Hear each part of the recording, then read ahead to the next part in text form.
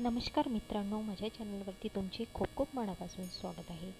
तर नागपंचमी कधी आहे? तर आपण इथे जाणून घेणार आहोत की श्रावण महिन्यातील एक महत्त्वाचा आणि श्रद्धेचा सण म्हणजेच नागपंचमी. या दिवशी नागदेवतेचे पूजन करून कुटुंबाची सुख समृद्धीसाठी, आरोग्यासाठी आणि रक्षणासाठी प्रार्थना केली जाते. 2026 नागपंचमी 17 ऑगस्ट सोमवारी रोजी आहे. पंचमी तिथीच्या स्थानिक वेळेनुसार पूजेची वेळ बदलू शकते, त्यामुळे आपल्या गावच्या पंचांगानुसार अचूक मुहूर्त तपासणे उत्तम आहे. आपल्या पंचांगामध्ये उत्तम वेळ पाहूनच तुम्ही नागपंचमीची पूजा करू शकता. तर आजच्या या व्हिडिओमध्ये आपण जाणून घेणार आहोत की नागपंचमी घरच्या घरी पूजा कशी करावी. काही लोकांना समजत नाही की घरी पूजा कशी करावी नागपंचमीची. तर आज आपण व्हिडिओत सांगणार आहोत की पूजेसाठी कोणते साहित्य लागणार आहे. तर नागदेवतेची पूजा मांडणी करताना कोणते मंत्र म्हणावे, उपवास कधी सुरू करावा, भावासाठी उपवास कसा करावा, भावाला ओवाळणे कधी करावे, नागपंचमीला काय करावे आणि काय टाळावे. तर चला मग संपूर्ण विधी समजून घेऊया. नागपंचमीच्या दिवशी सकाळची तयारी करताना नागपंचमीच्या दिवशी सकाळी लवकर उठून स्नान करावे. त्यानंतर घरातील देवघर आणि पूजा करण्याची जागा स्वच्छ करून घ्यावी. पूजेच्या जागी एक स्वच्छ पाट किंवा चौरंग ठेवावा. त्यानंतर स्वच्छ वस्त्र अंथरून नागदेवतेची प्रतिमा काढावी. नागदेवतेची प्रतिमा तुम्ही कशी काढणार आहे, तर दूध घ्यायचं, दुधामध्ये थोडंसं हळद, कुंकू, अष्टगंध वगैरे टाकू शकता. त्यानंतर हळद कुंकू टाकल्यानंतर ते छानपैकी असं ते दूध फिरवून घ्यायचं. दुधाने काढायचं आहे नागदेवता, कारण की नागदेवतेंना दूध फार आवडीचं आहे. म्हणून थोडं एका म्हणजे छोट्याशा वाटीमध्ये थोडं दूध घ्यायचं, त्याच्यामध्ये हळद कुंकू, गंध वगैरे, तुम्ही तिथे लाल चंदन पण वापरू शकता. तर त्याच्या एक कापसाच्या गोळ्याने असं गोलसर म्हणजे एका काडी घ्यायची छोटीशी, त्याला ते कापूस गुंडाळायचा आणि त्यानंतर ते जे मिश्रण आपण तयार केलेलं आहे दुधाचं, त्याने एका कागदांवरती 5 नागोबा तयार करायचे आहे. तर तुम्हाला नागोबाची आकृती तर येत असेल. आपण त्याचं तोंड काढायचं आधी आणि ते आपल्या हाताने असं आडवं तिडवं जसा नागोबाचा आकार असतो तशा आकाराने तुम्हाला 5 नागोबा इथे तुम्हाला कागदावरती काढायचे आहे. त्यानंतर धातूची नागप्रतिमा किंवा उपलब्ध असल्यास नागाचे चित्र तुम्ही तिथे ठेवू शकता. पण तुम्हाला जर येत असेल तर तुम्ही कागदावरती पण दुधाने काढू शकता. तर आपल्याला महत्त्वाची गोष्ट म्हणजे जिवंत नागाला दूध पाजणे किंवा त्याला हाताने टाळायचे आहे. जिवंतपणे नागाला दूध पाजवू नका, कारण की हे आपल्याला जीवाशी तुमचा खेळ होऊ शकतो. तर तुम्हाला दिसला तर फक्त हात जोडायचे आहे लांबून. तर पूजेचे साहित्य तुम्हाला इथे लागणार आहे की नागपंचमीच्या पूजेसाठी साधारणपणे साहित्य कोणते ठेवायचे, तर नागदेवतेची चित्र प्रतिमा तुम्हाला जी सांगितली मी तशा प्रकारे तुम्ही बनवू शकता. नसेल तर तुम्ही तुमच्या पिंडीमध्ये सुद्धा नाग असतो. कोणी चांदीचा नाग बनवतो किंवा कोणी मातीचा नाग बनवतो. तुम्हाला ते पण सुद्धा इथे चालतो. नसेल तर तुम्ही बाहेरून चित्र मागवू शकता. पाट किंवा चौरंग, स्वच्छ वस्त्र, हळद कुंकू, अक्षता, फुले, दुर्वा, धूप, दीप, तेल, अगरबत्ती, नैवेद्य, फळे किंवा दूध किंवा पंचामृत, तुमच्या परंपरेनुसार तुमच्या घरामध्ये जी पद्धत आहे त्या पद्धतीत तुम्ही इथं पूजा करू शकता. त्यानंतर पाणी, सुपारी, नारळ उपलब्ध असल्यास दक्षिणा.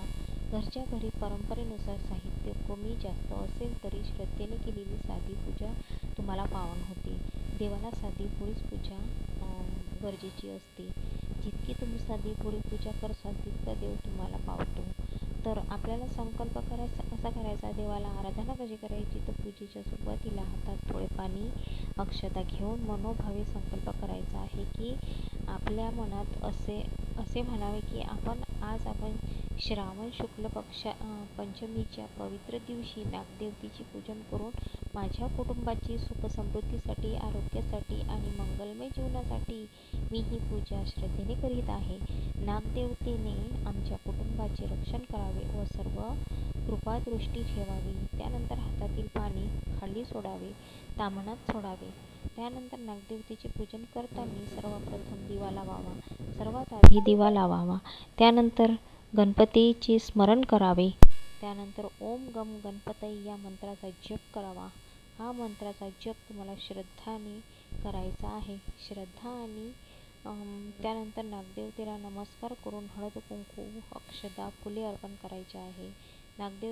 नागदेवतेसाठी प्रचलित मंत्र म्हणजे ओम नागदेवताय भ्यो नमः. ओम नागदेवताये भ्यो नमः हा मंत्र म्हणत फुले आणि अक्षदा तुम्हाला अर्पण करायचे आहे. त्यानंतर शक्य असल्यास नागदेवतेचे विविध नामाचे स्मरण करायचे आहे.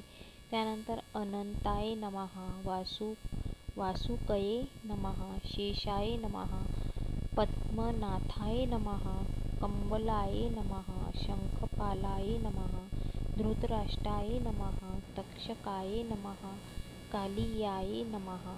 मंत्र म्हणताना घाई करू नका. मंत्र हा उच्चारण स्पष्ट आलं पाहिजे आणि भावना मनात ठेवून शांतपणे पूजा करावी. घाई गडबडीने पूजा पावन होत नाही. शांततेने पूजा केलेलीच देवाला पावतो. तर त्यानंतर धूप आणि दीप दाखवावा. नागदेवतेसमोर नैवेद्य दाखवावा. नैवेद्यामध्ये आपल्या घरच्या परंपरेनुसार जे आपण अन्न शिजलेलं असतं ते दाखवावं. दूध, फळे, गोड पदार्थ, इतर सात्विक पदार्थ ठेवू शकतो. त्या दिवशी तुम्हाला पोळी करायची नाही, कारण की पोळी म्हणजे पोळीचा उल्लेख असा असतो की पोळी केली की ते आपल्याला तव्यावर करावं लागतं. पोळी ही कढईमध्ये होत नाही आणि तावा हे म्हणजे नागदेवतेची पाठ मानलेलं आहे त्या दिवशी, म्हणून त्यांची पाठीवरती आपण शेकल्यासारखं होतं पोळ्या. पण त्या दिवशी पोळी नाही, पुऱ्या बनवायच्या आहे. नैवेद्य दाखवताना मनात प्रार्थना करावी. शिरापुरीचा नैवेद्य दाखवावा. हे नागदेवताय, आमच्या घरात आपली कृपा राहू दे. कुटुंबातील सर्वांना आरोग्य, सुख, शांती, समृद्धी लाभू दे. त्यानंतर आरती करावी. घरात प्रचलित असलेल्या नागदेवतेची आरती किंवा देवाची आरती श्रद्धेने म्हणू शकता. नागदेवतेची आरती येत असेल तर म्हणू शकता, नसेल येत असेल तर तुम्ही साधी भोळी कोणती पण आरती तिथे म्हणू शकता. कारण की साधी भोळीच पूजा, तुम्हाला आधीच सांगितलं, साधी भोळी पूजा देवांना पावन आहे. तर नागपंचमीचा उपवास कधी धरायचा आहे? तर नागपंचमीच्या दिवशी काही भक्त उपवास किंवा फलाहार करतात, पण उपवासाची पद्धत म्हणजे प्रत्येक कुटुंबाच्या आणि प्रदेशातील परंपरेनुसार वेगळी असू शकते. कारण ज्यांना उपवास करायचा आहे त्यांनी साधारणपणे नागपंचमीच्या दिवशी सकाळी स्नान करून संकल्प केल्यानंतर व्रत सुरू करावा. पूर्णपणे उपवास करणे आवश्यकच आहे असे नाही, पण आपल्या आरोग्याला योग्य असेल तसा फलाहार, साधा सात्विक आहार घेऊ शकता. त्यानंतर लहान मुले, आजारी व्यक्ती ज्यांना उपवासामुळे त्रास होऊ शकतो त्यांनी उपवास करण्यापेक्षा पूजा आणि प्रार्थनेवरच भर द्यावा.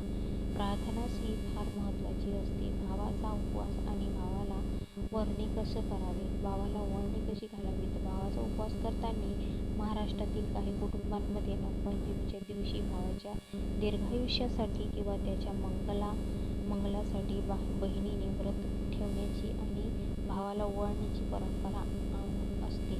मात्र ही पद्धत प्रत्येक घरात सारखी नसते.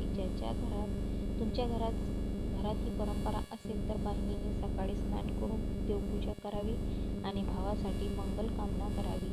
भावाला वरणे म्हणजे ओवाळणे कधी करावे? तर यासाठी घरची परंपरा महत्त्वाची आहे.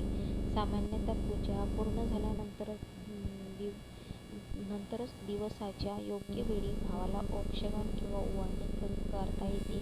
त्यानंतर भावाला पाटावर बसून त्यांच्या कपाळावर कुंकू, अक्षतगंध तुम्ही लावू शकता. अक्षता लावताना फुलाचा हार किंवा फुलं अर्पण करावी. नंतर औक्षण करावं. भावाला नैवेद्य गोड पदार्थ खाऊ घालावा. नैवेद्य म्हणजे गोड पदार्थ खाऊ घालावा देवांना म्हणजे भावाला. भावाने बहिणीला आशीर्वाद देऊन प्रेमाने भेटवस्तू द्यावी. या विधीचा मुख्य उपदेश म्हणजे भावंडांमधील प्रेम, स्नेह आणि मंगल कामना ही फार महत्त्वाची असते. भावाला वरण्याची छोटी प्रार्थना करावी, कारण भावाला पण जेव्हा आपण ओवाळतो तेव्हा भावाला पण आपण सुद्धा आशीर्वाद द्यायचा, तो सुद्धा आपल्याला देतो. भावाला ओवाळताना मनात अशी प्रार्थना करायची की माझ्या भावाला उत्तम आरोग्य, दीर्घायुष्य, सुख, समृद्धी आणि यश लाभो. नागदेवतेची आणि नागदेवताची कृपा त्यांच्यावर सदैव राहो. त्यानंतर भावाला गोड पदार्थ खाऊ घालावा. नागपंचमीच्या दिवशी कोणत्या गोष्टी टाळायच्या आहेत तर नागपंचमीच्या दिवशी श्रद्धा आणि अहिंसेचा महत्त्वाचा दिवस आहे. जिवंत नाग पकडणे, त्याला त्रास देणे किंवा त्यांच्यावर प्रयोग करणे हे टाळावे. प्रयोगासाठी नागाचे चित्र किंवा प्रतिमा वापरू नये.